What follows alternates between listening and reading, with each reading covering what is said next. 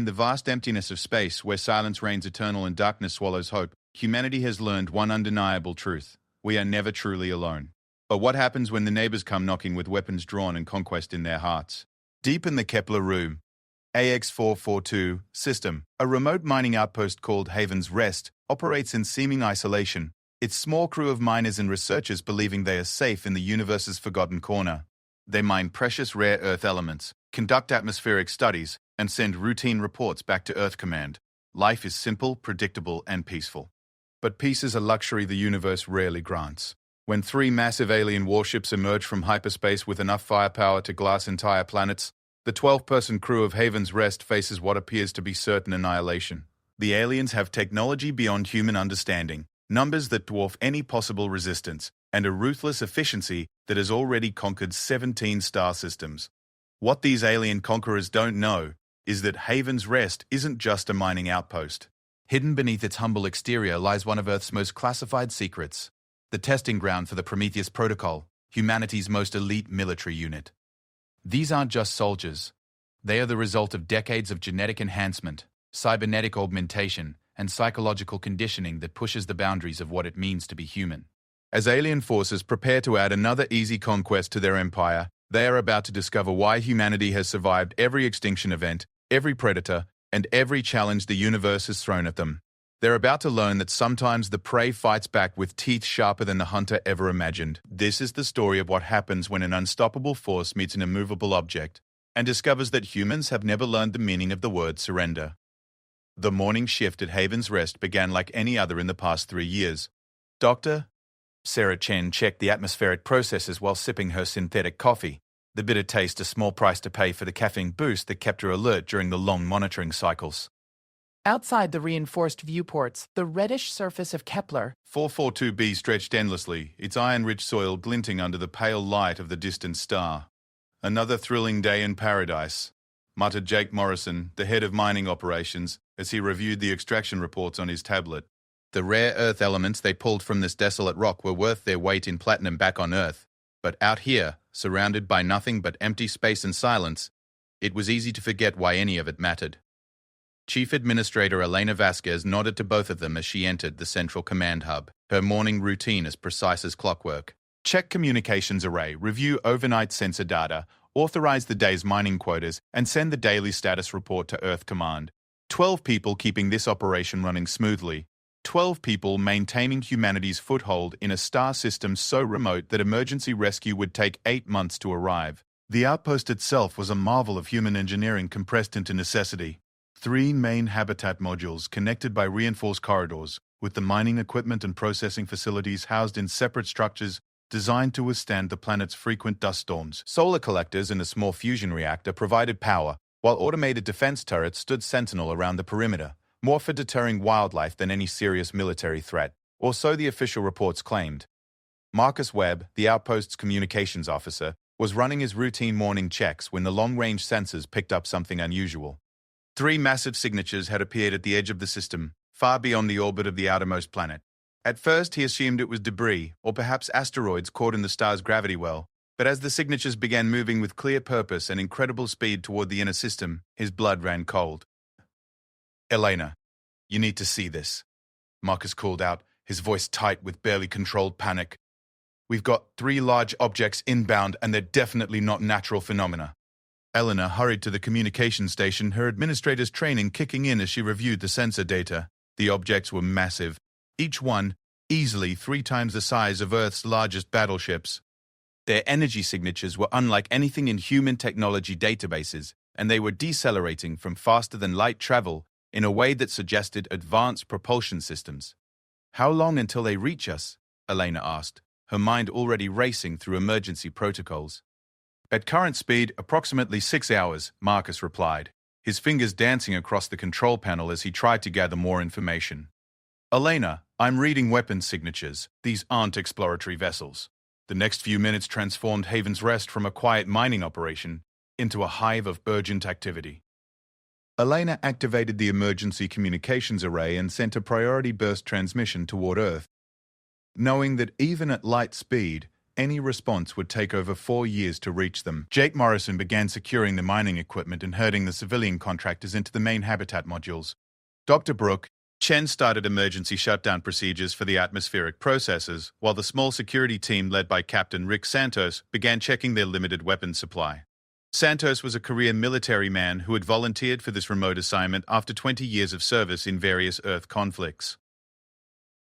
He looked at their inventory with grim realism. 12 pulse rifles, basic body armor, and the 4 perimeter defense turrets.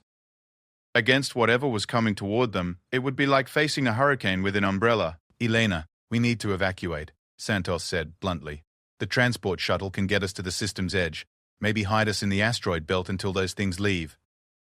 But Elena was staring at a classified section of her command console, her security clearance revealing information that none of the others knew existed. Hidden beneath Haven's Rest in levels that didn't appear on any public schematic lay something that could change everything. The Prometheus protocol had been operational for 6 months, and the 12 civilian staff members of this outpost were not who they appeared to be. "Negative on the evacuation, Captain," Elena said quietly, her voice carrying an authority that made everyone in the command center turn toward her. "Activate Protocol 7. All personnel report to the secure briefing room immediately." The confusion was immediate and vocal. Jake Morrison demanded to know what Protocol 7 meant. Dr. Chen asked why there was a secure briefing room she had never heard of. Marcus Webb questioned whether Elena had suffered some kind of mental break under the stress of the situation.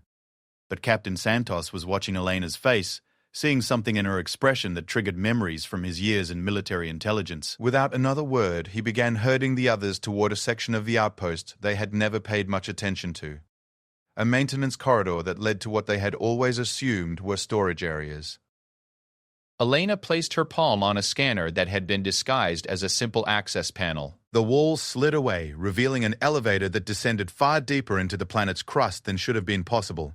As they descended, the truth began to emerge in fragments that would soon reshape everything they thought they knew about their mission, their outpost, and themselves. The elevator opened into a vast underground complex that dwarfed the surface facilities. Military-grade equipment lined the walls.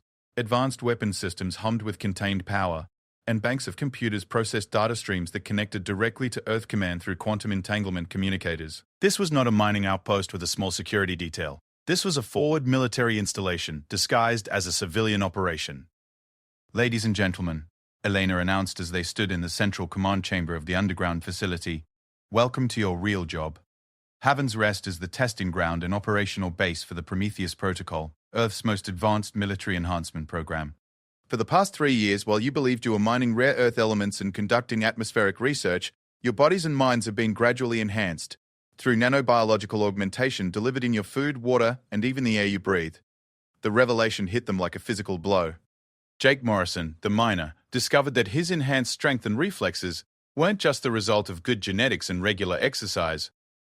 Dr. Chen realized that her ability to process complex data and work for extended periods without fatigue was the result of neural enhancements that had been slowly integrated into her brain tissue.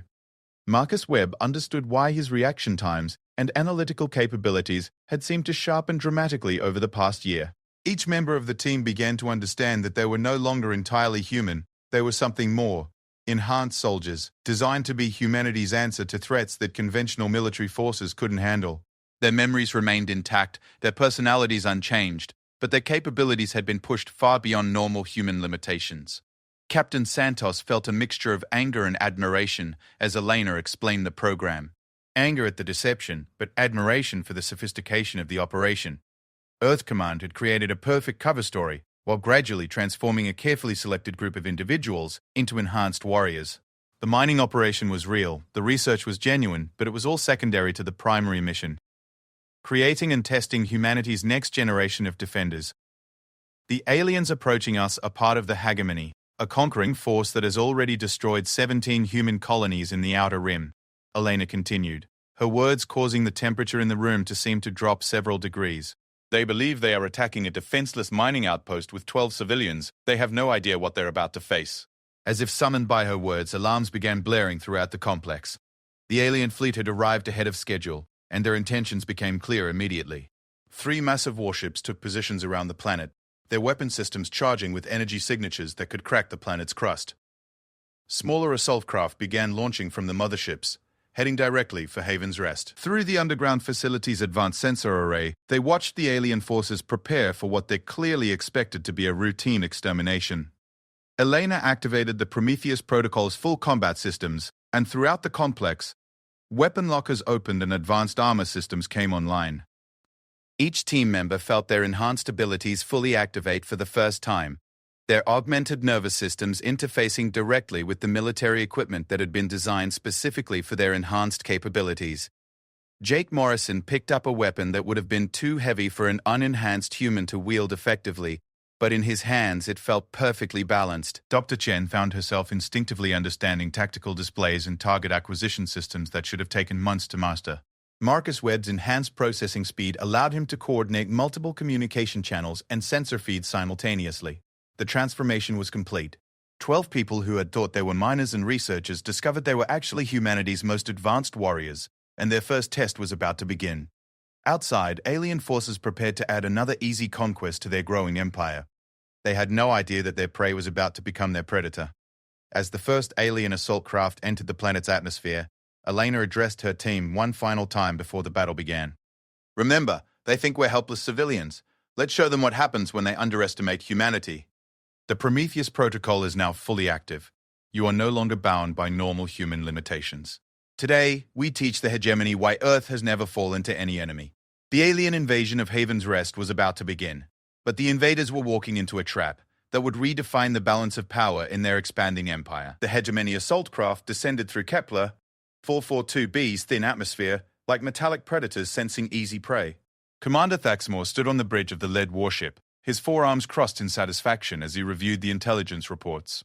Another primitive human outpost, another simple conquest to add to his growing list of victories. 17 human colonies had already fallen to his forces, each one offering less resistance than the last. Surface scans confirmed 12 life forms, minimal defensive capabilities, standard mining infrastructure, reported his tactical officer, an insectoid creature whose multiple eyes track data streams across the ship's displays. Estimated pacification time, 30 minutes. Thaxmore's species, the Keith Nari, had built the hegemony's military might on the principle of overwhelming force applied swiftly and without mercy. Their empire stretched across 43 star systems, each conquest adding to their resources and technological advancement. Humans had proven to be particularly disappointing opponents, individually weak, poorly coordinated, and lacking the advanced technology necessary for serious resistance. The three massive warships, each 1 kilometer in length and bristling with weapons capable of shattering moons, had been assigned to this operation purely as a show of force. Commander Thaxmore could have accomplished this mission with a single corvette, but the Hegemony High Command wanted to send a message to any human survivors who might witness their broadcasts. Resistance was futile. Surrender was the only option for continued existence. 24 assault craft launched from the mother ships, each one carrying a squad of hegemony warriors representing the finest soldiers from a dozen different conquered species. The lead squads consisted of Kethnari shock troops, 7-foot-tall creatures with natural armor plating and reflexes enhanced by generations of military breeding. Supporting them were the Vashtai, energy-based beings who could phase through solid matter and disrupt electronic systems, and the massive Gorthol heavy assault units, whose rock-like hide could withstand direct hits from most human weapons. As the assault craft approached Haven's Rest, their sensors painted a picture of pathetic vulnerability. The surface installations appeared to be standard prefabricated civilian structures. The 4 perimeter defense turrets were outdated models that any competent military force would have replaced years ago. The power signatures indicated a small fusion reactor and basic life support systems, nothing that suggested military preparation or advanced defensive capabilities. "Begin standard pacification protocol," Commander Thaxmore ordered from his command ship. "Disable communications, neutralize defensive positions, secure the life forms for interrogation and potential slave labor. I want this operation completed before the next shift rotation." The first wave of assault craft settled onto the planet's surface in a textbook formation designed to maximize intimidation while minimizing risk. 36 hegemony warriors disembarked with the casual confidence of apex predators entering a cage full of prey animals. Their weapons were set to non-lethal settings, not out of any sense of mercy, but because live prisoners provided more intelligence value than corpses. Squad leader Vextar, a veteran Kethnari with over 200 successful conquests, approached the main entrance of Haven's Rest with his squad spread in a standard breach formation. His enhanced sensors detected the elevated heart rates and stress hormones of the trapped humans inside, confirming what his experience had taught him. Another group of terrified civilians waiting to surrender at the first display of superior force. Inside the underground Prometheus facility, Elena watched the alien deployment through sensors that provided far more detailed information than the invaders suspected. The enhanced team stood ready at their positions, their augmented abilities fully online, and their advanced weapon systems integrated with their enhanced nervous systems. Every heartbeat was controlled, every movement precisely calculated, every breath taken with the mechanical efficiency of perfected warriors. Tactical assessment, Elena requested through their internal communication network, her voice reaching each team member through neural implants that had been activated along with the full Prometheus protocol. Captain Santos, now functioning as their military coordinator, analyzed the alien formation with enhanced processing speed. 36 hostiles in the first wave, mixed species composition suggesting specialized combat roles. They're using standard suppression tactics, expecting minimal resistance. Their weapons appear to be set for capture rather than elimination. Dr.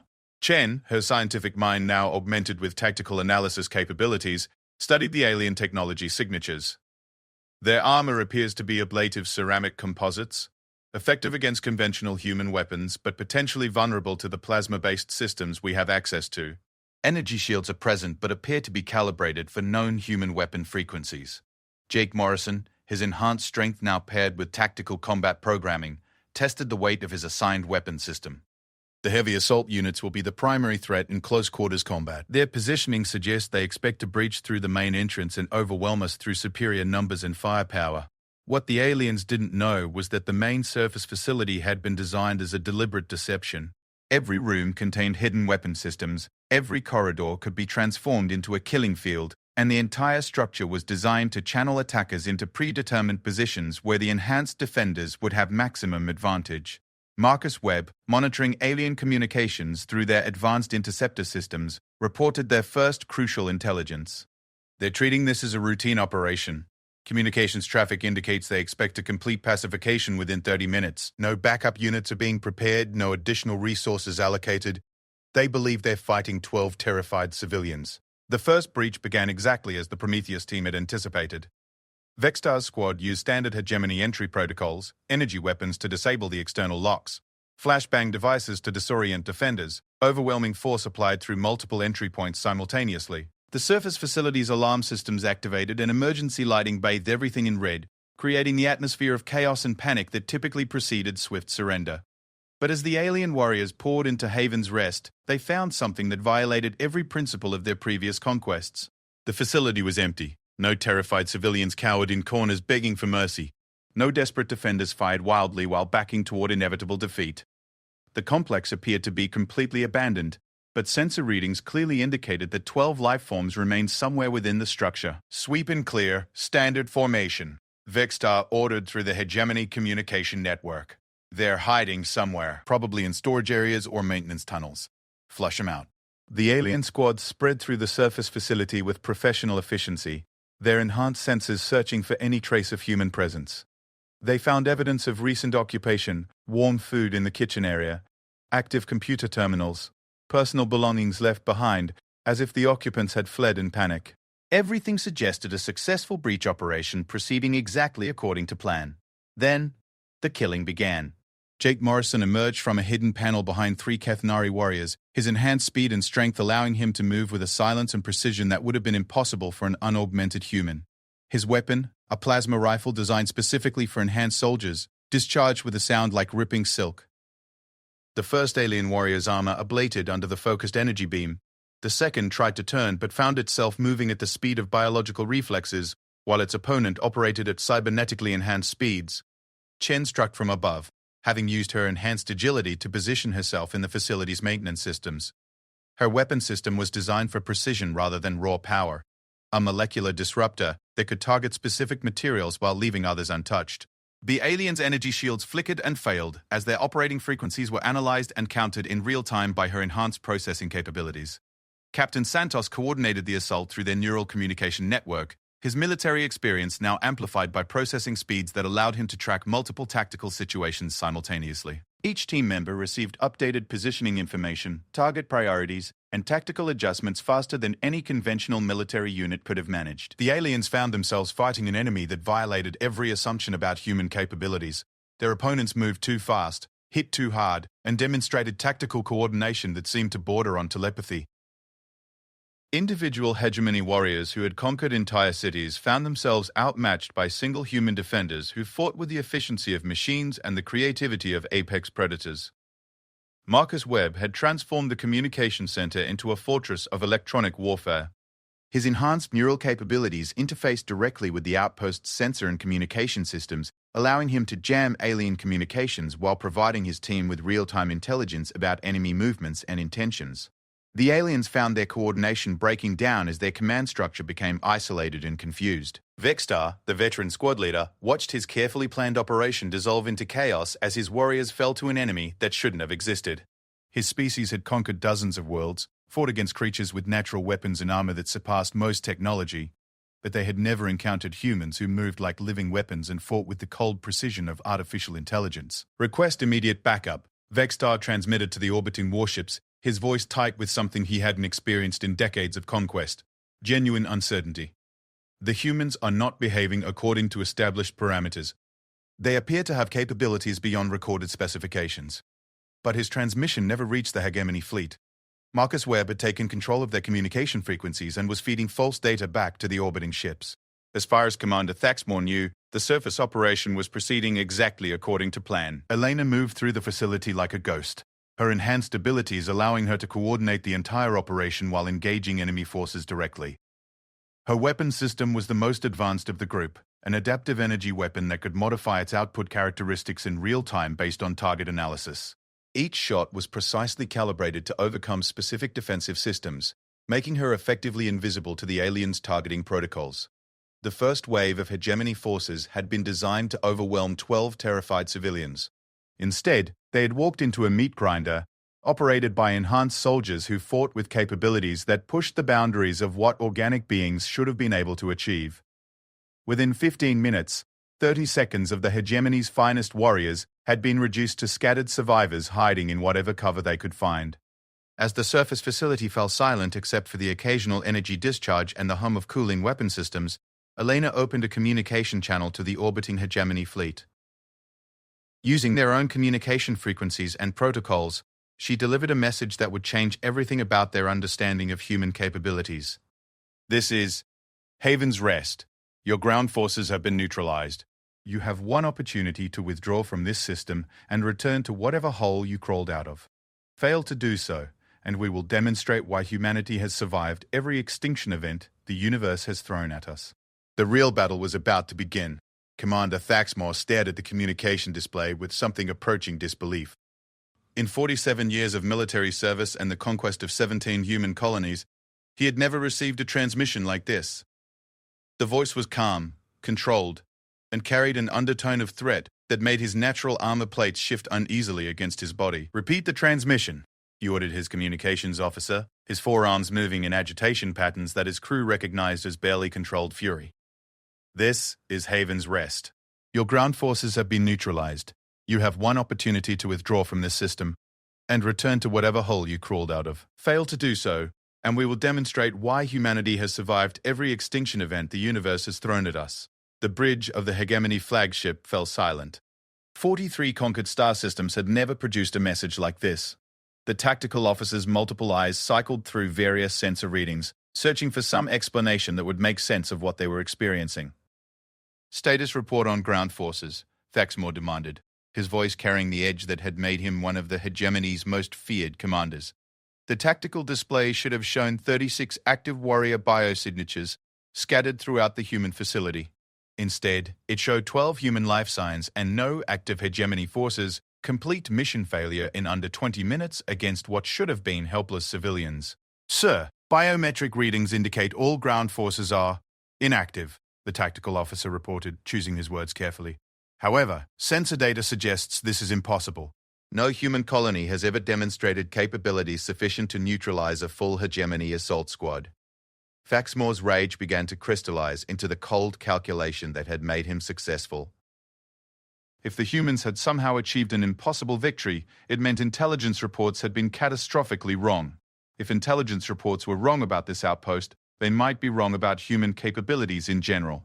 This was either an unprecedented anomaly or the discovery of a threat that could reshape the entire war. Launch second wave.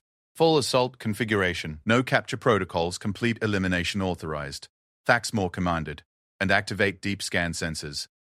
I want to know everything about that facility, down to the molecular level. The deep scan results arrived first, and they transformed confusion into something approaching genuine concern. The facility wasn't what it appeared to be. Beneath the simple surface structures lay a military complex that rivaled hegemony forward operating bases, advanced weapon systems, quantum communication arrays, life support systems designed to withstand sustained combat operations, and power generation capabilities that exceeded anything in human technological databases. Sir, the facility appears to be a concealed military installation, the science officer reported, her translated voice carrying undertones of anxiety. Infrastructure suggests long-term preparation for exactly this type of engagement. The second wave consisted of 60 warriors, including specialized units designed for siege operations against fortified positions. Heavy assault mechs that could punch through reinforced barriers, energy specialists capable of overloading defensive systems, and psychological warfare units trained to break enemy morale through terror tactics that had proven effective against dozens of species. But Elena and her enhanced team were no longer fighting a defensive battle. The moment the hegemony forces began their second assault, the Prometheus protocol shifted into its next phase. The surface facility had served its purpose as a deception and initial killing ground. Now the real fortress would reveal itself. Jake Morrison activated charges that had been placed throughout the surface structure months ago. The explosion wasn't designed to cause damage. It was designed to reveal. As the surface buildings collapsed in carefully controlled demolition, they exposed weapon emplacements, sensor arrays, and defensive positions that had been hidden beneath camouflaged panels. Haven's Rest transformed from a vulnerable mining outpost into a fortress that belonged on a frontline battlefield. The approaching hegemony assault craft found themselves flying into a kill zone that their sensors had completely failed to detect. Surface-to-air weapons systems came online with targeting capabilities that locked onto their craft before their pilots realized they were being painted by hostile sensors. Advanced point defense systems began tracking and engaging their smaller weapons with precision that suggested artificial intelligence guidance. Dr. Chen had moved to the facility's primary weapons control center, her enhanced neural processing interfacing directly with targeting computers that had been designed for enhanced human operation. Her consciousness expanded to encompass the entire defensive network, each weapon system responding to her thoughts as naturally as moving her own limbs. The alien craft were tracked, analyzed, and engaged with mathematical precision. 3 assault craft exploded in the planet's thin atmosphere before their occupants understood that they were under attack. The remaining craft scattered, their pilots suddenly dealing with ground-based weapons that performed like ship-mounted defense systems. The humans weren't just fighting back, they were fighting back with technology that approached hegemony standards. Marcus Webb had established complete control over the local communication environment. Every alien transmission was intercepted, analyzed, and either jammed or replaced with false information. The second wave found their coordination disrupted, their intelligence reports unreliable, and their command structure operating on data that bore no resemblance to the actual tactical situation. The surviving assault craft managed to land, but they delivered their forces into a battlefield that had been prepared specifically for their arrival. The enhanced humans had spent months learning every inch of terrain around Haven's Rest, and the facility's defensive systems had been positioned to create overlapping fields of fire that turned the landing zones into death traps. Captain Santos coordinated the ground defense with the efficiency of a master tactician, whose processing speed allowed him to track dozens of variables simultaneously. Each team member received constant updates on enemy positions, optimal firing solutions, and tactical adjustments that adapted to the changing battlefield in real time. They fought like a single organism with 12 bodies, each movement coordinated with inhuman precision. The hegemony ground forces were elite warriors drawn from the finest military traditions of a dozen conquered species. They had training, experience, and individual capabilities that exceeded most organic beings, but they had never fought an enemy that combined human creativity and adaptability with enhancement technologies that pushed biological organisms beyond their natural limits. Elena moved through the underground facility like a force of nature, her enhanced abilities allowing her to be everywhere the battle was hottest. Her weapon systems adapted to each new threat, Her tactical awareness encompassed the entire battlefield, and her leadership coordinated 12 enhanced soldiers into a military force that fought with capabilities no conventional army could match. The second wave lasted 43 minutes. When it ended, Haven's Rest stood intact while 60 more hegemony warriors had joined their predecessors in defeat. But the cost was becoming apparent to both sides. The humans had revealed capabilities that would force the hegemony to completely recalculate their assessment of human military potential. The aliens had demonstrated that they possessed resources sufficient to continue throwing forces against the outpost until even enhanced defenders would be overwhelmed. Third wave will consist of mechanized assault units, Commander Thaxmore announced to his fleet. No more underestimating these humans. Full orbital bombardment to soften defensive positions, followed by heavy assault mechs designed for fortress reduction. I want that installation reduced to rubble and those humans captured for interrogation. But Elena had one more surprise for the alien commander. The quantum communication array deep within the Prometheus facility had been transmitting detailed battle reports to Earth Command throughout the engagement. Every alien tactic, every technological capability, every weakness discovered during combat was being analyzed by military strategists who had been preparing for exactly this type of conflict. The response arrived via quantum burst transmission just as the hegemony fleet prepared their bombardment. Authorization codes that Elena had never expected to see. Activating systems that hadn't been used since the Prometheus protocol was first conceived. The mining outpost had been a cover story. The enhanced soldiers had been the first revelation. But beneath everything lay humanity's real answer to alien conquest. Deep beneath Kepler, 442b's surface, in chambers that extended far deeper than even the Prometheus facility, ancient systems began awakening. Weapons that had been built in secret, technologies that pushed the boundaries of human scientific achievement, and defenses designed to protect not just a single outpost, but to serve as humanity's first line of defense against existential threats. The hegemony fleet prepared to demonstrate why they had conquered 43-star systems. Eleanor prepared to show them why humanity had never fallen to any enemy, and why their species had survived everything the universe had tried to use to destroy them. As orbital bombardment began raining down on Haven's Rest, alien energy weapons attempting to crack the planet's surface, they encountered defensive shields that shouldn't have existed. The mining outpost had been real, the enhanced soldiers were genuine, but beneath it all lay something that would redefine the balance of power between humanity and the forces that sought to destroy them. The real war was about to begin, and both sides were about to discover capabilities they had never imagined possible. The orbital bombardment began with the full fury of 3 hegemony warships, their primary weapon systems unleashing concentrated energy beams capable of boiling oceans and cracking continental plates. Commander Thaxmore watched the tactical display with grim satisfaction as enough firepower to sterilize entire worlds focused on the small areas surrounding Haven's Rest. No defensive system built by humans should have been able to withstand this level of concentrated destruction. The energy beams struck defensive shields that materialized around the facility like liquid lightning made solid. Instead of the expected devastation, the alien weapons encountered barrier technology that absorbed, redirected, and converted their attacks into power that fed back into the defensive grid.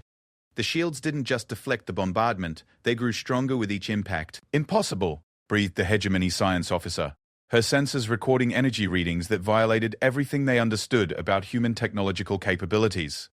The defensive barriers are using our own weapons to strengthen themselves. This technology is beyond anything in our databases. Deep beneath the planet's surface, in chambers that extended 30 kilometers into Kepler, 442b's core, systems that had been waiting in silence for 3 years, began their full activation sequence. The Prometheus protocol had been the first layer of humanity's defense against alien conquest, but it was only the beginning. The Deep Strike protocol represented everything humanity had learned from decades of preparing for interstellar war. Elena felt the quantum communication array connecting her consciousness to networks that spanned light years, linking her not just to Earth Command, but to every hidden human military installation scattered across known space. For the first time, she understood the true scope of what they had been preparing for. Haven's Rest wasn't just a testing ground for enhanced soldiers. It was a trigger mechanism for humanity's real response to alien aggression. Authorization confirmed for Deep Strike activation. Came the transmission from Earth Command, the voice-carrying weight of decisions made by the highest levels of human leadership.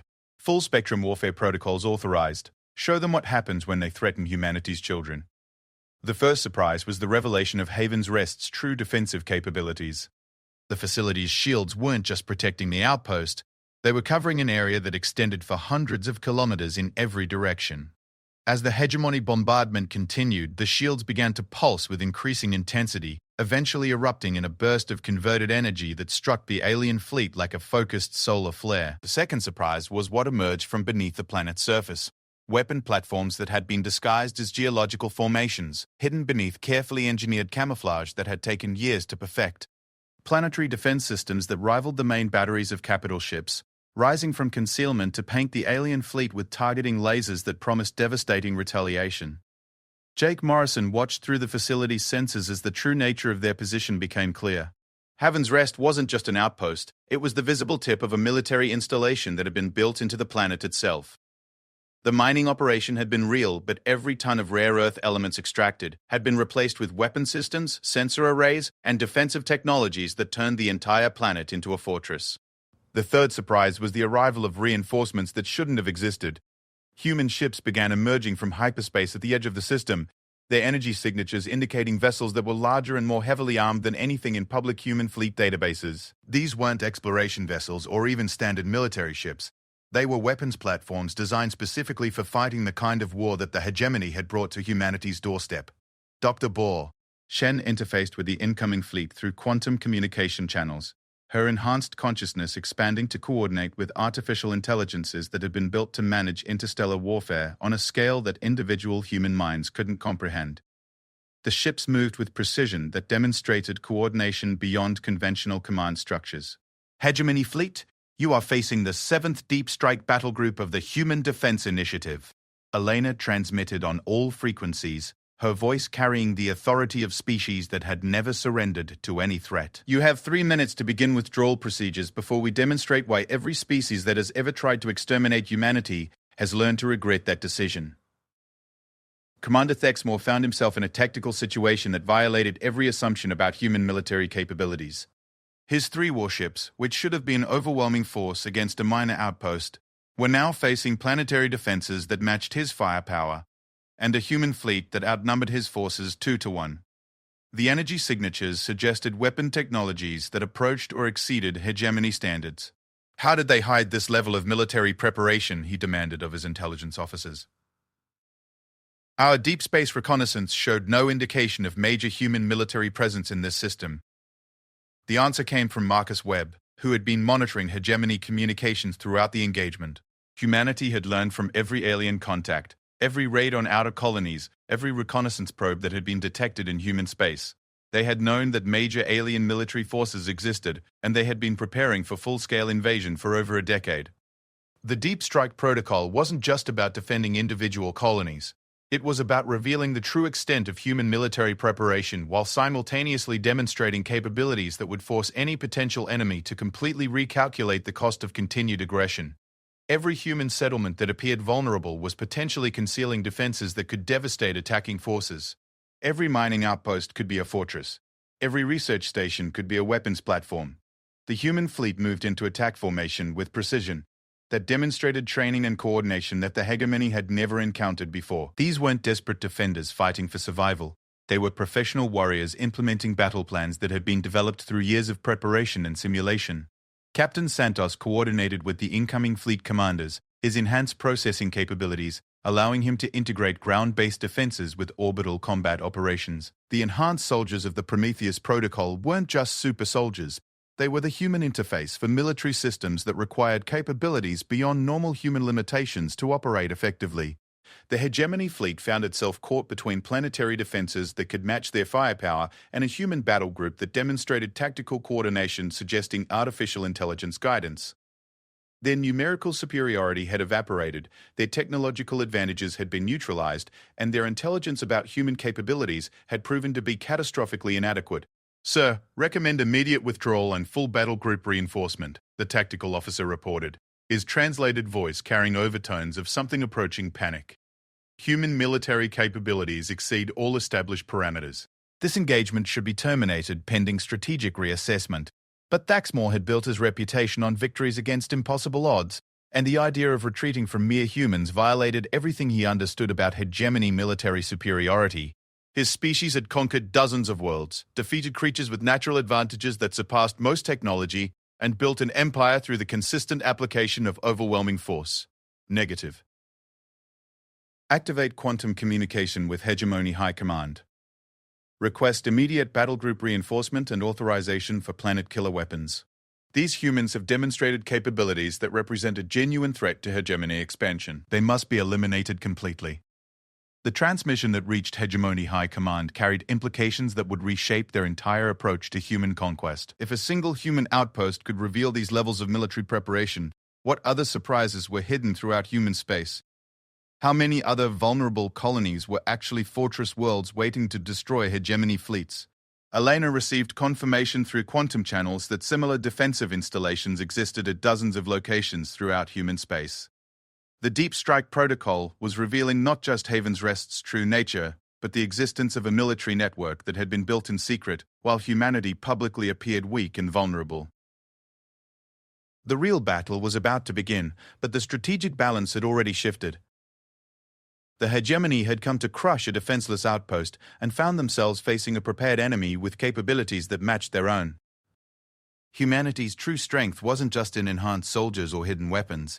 It was in their ability to prepare for threats while appearing vulnerable, to hide strength while seeming weak, and to turn every apparent weakness into a devastating trap. As reinforcements began arriving for both sides, the conflict of Haven's Rest transformed from a simple raid into the opening battle of an interstellar war that would determine whether humanity would survive as a free species or become another footnote in the hegemony's history of conquest. The universe was about to learn why humanity had never fallen to any enemy. The reinforcement phase of the Battle of Haven's Rest lasted 18 hours and reshaped the strategic balance of the entire sector. What began as a simple raid by 3 hegemony warships escalated into a fleet engagement involving 47 alien vessels facing 31 human ships with planetary defense systems that demonstrated firepower equivalent to a major naval base. Commander Thaxmore watched his tactical displays with growing disbelief as each wave of hegemony reinforcements met increasingly sophisticated human resistance. The humans weren't just defending, they were implementing battle plans that had clearly been developed through years of study and preparation. Every hegemony tactical doctrine was anticipated, countered, and turned against the alien forces with precision that suggested deep knowledge of their operational methods. The human battle group moved with coordination that violated everything the hegemony understood about individual species' military capabilities. Ships that should have required large crews operated with skeleton staffing, weapon systems that should have taken minutes to retarget acquired new firing solutions in seconds, and defensive maneuvers that should have been impossible for organic pilots were executed with machine-like precision. Elena stood in the Deep Strike Command Center. Her consciousness expanded through quantum interfaces to coordinate with artificial intelligences that managed the battle on scales beyond individual human comprehension. But she remained fundamentally human, making decisions that no computer could duplicate. The intuitive leaps, creative solutions, and tactical adaptations that had always been humanity's greatest military advantage. Hegemony Fleet is requesting additional reinforcements from the core worlds, Marcus Webb reported. His enhanced processing allowing him to monitor alien communications across multiple frequencies simultaneously. They're classifying this as a strategic threat requiring maximum response protocols. The irony wasn't lost on any of the enhanced soldiers. 3 years ago, they had believed they were simple miners and researchers working on a remote outpost. Now they were coordinating humanity's response to an interstellar invasion. Their enhanced capabilities allowing them to interface with military systems that represented decades of secret preparation for exactly this type of conflict. Dr. Chen had established neural links with the human fleet's tactical computers, her scientific training adapted for military analysis through her enhanced processing capabilities. The hegemony fleet composition suggests this is their standard conquest formation. Overwhelming force applied rapidly to break enemy resistance before organized defense can develop. They've never faced an enemy that was prepared for their arrival. Jake Morrison coordinated ground-to-space weapon systems with the casual efficiency of someone born to the task, his enhanced strength and reflexes allowing him to operate targeting systems that would have required entire crews under normal circumstances. Their ship designs prioritize intimidation and raw firepower over maneuverability. They've built their entire military doctrine around fighting enemies who fold under the initial assault. Captain Santos managed the integration of enhanced human capabilities with artificial intelligence support systems, creating a command structure that combined human creativity with machine precision. They're learning our capabilities in real time, but we've been studying their methods for years. Every raid on human colonies, every reconnaissance probe, every contact has been analyzed and incorporated into our battle plans. The turning point came when the hegemony fleet attempted to implement planet killer protocols. Massive weapons designed to shatter worlds were brought online, targeting systems locked onto Kepler-4. 442b's core, and Commander Thaxmore prepared to demonstrate why the hegemony had never faced serious resistance from any conquered species. The planet killer weapons discharged with enough energy to crack moons, but instead of striking an undefended world, they encountered defense systems that had been built into the planet's structure itself. 30 kilometers beneath the surface, gravitational manipulation systems activated, creating localized space-time distortions that redirected the incoming energy back toward its source. Impossible, Thaxmore whispered as his own weapons struck his fleet with the force he had intended for the human planet. No species has ever developed gravitational manipulation technology. This violates every principle of known physics. Elena smiled grimly as she activated communication systems that would broadcast across the entire hegemony fleet. Commander Thaxmore, you've made two critical errors in your assessment of humanity. First, you assumed we were unprepared for your arrival. Second, you assumed we were fighting alone. The quantum communication array began transmitting on frequencies that reached beyond the local system, connecting to networks that spanned human space and beyond. For the first time, the hegemony forces realized that the battle at Haven's Rest was being observed by intelligence services throughout the galaxy. Every tactical detail, every technological capability, every strategic decision was being recorded and analyzed by dozens of species that had been watching the conflict with intense interest. This engagement has been broadcast in real time to 47 different species throughout this galactic region, Elena continued, her voice carrying implications that made Thaxmore's natural armor plates contract with dread. Your military capabilities, tactical doctrines, and technological limitations are now known to every potential enemy in your expansion path. Your Empire's strategy has always depended on fighting isolated opponents who couldn't coordinate resistance. That advantage no longer exists. The strategic implications struck the hegemony commander like a physical blow. Their empire had grown through the conquest of individual worlds that couldn't communicate effectively with potential allies. If human quantum communication technology allowed real-time coordination between species separated by vast distances, the fundamental basis of hegemony expansion would collapse. Marcus Webb activated the final phase of humanity's psychological warfare campaign. Throughout hegemony space, on every conquered world where alien forces maintained occupation, quantum transmissions began broadcasting footage of the Battle of Haven's Rest. The message was simple. The species that the hegemony had dismissed as weak primitives had just fought their invincible fleet to a standstill and demonstrated military technologies that exceeded their conquerors' capabilities. Sir, we're receiving reports of uprising activity on 14 conquered worlds, the hegemony communications officer reported, his voice tight with barely controlled panic. The broadcast of human military capabilities is being interpreted as evidence that hegemony forces can be defeated. Dr. Chen accessed intelligence databases that revealed the true scope of humanity's preparation. The Deep Strike Protocol wasn't just about military defense. It was about fundamentally altering the strategic balance that had allowed the hegemony to build their empire. By demonstrating that a primitive species could match alien military capabilities, humanity was providing hope to every conquered world and potential inspiration for coordinated resistance. The final engagement lasted 4 hours and ended with the complete withdrawal of hegemony forces from the Kepler-042 system. But the true victory wasn't measured in ships destroyed or territory defended. It was measured in the collapse of the hegemony's expansion strategy and the birth of an interstellar resistance network that would spread across the galaxy. Jake Morrison stood in the surface facility as alien ships retreated to hyperspace, their formation patterns indicating disorganized withdrawal rather than strategic regrouping. Think they'll be back? Elena reviewed intelligence reports that showed uprising activity spreading throughout hegemony space as news of their defeat reached conquered populations. Not here, and probably not anywhere else for a very long time. We've just demonstrated that their military superiority was based on fighting isolated opponents. Every species they've conquered now knows that resistance is possible. Captain Santos coordinated with Earth Command as the human fleet began deploying to assist liberation movements throughout the sector. The enhanced soldiers of the Prometheus Protocol would be needed as advisors, coordinators, and combat specialists in a war that would reshape the political structure of the entire galactic region. The mining operation will continue, Elena announced to her team as they surveyed the battlefield where 12 enhanced humans had triggered the collapse of an interstellar empire. We still need those rare Earth elements, and maintaining our cover story will be useful for future operations. But our real job is just beginning. Marcus Webb monitored communication traffic as the news of humanity's victory spread throughout known space. Species that had been preparing for inevitable conquest by the hegemony were now reaching out to establish diplomatic and military cooperation with the humans who had proven that the aliens could be defeated. Intelligence reports indicate that 17 different species are requesting immediate contact with human diplomatic services, he reported. And 3 more hegemony border regions are showing signs of organized resistance movements. Dr. Chen analyzed the technological data gathered during the battle, her enhanced mind already working on improvements to the defensive systems that had proven so effective.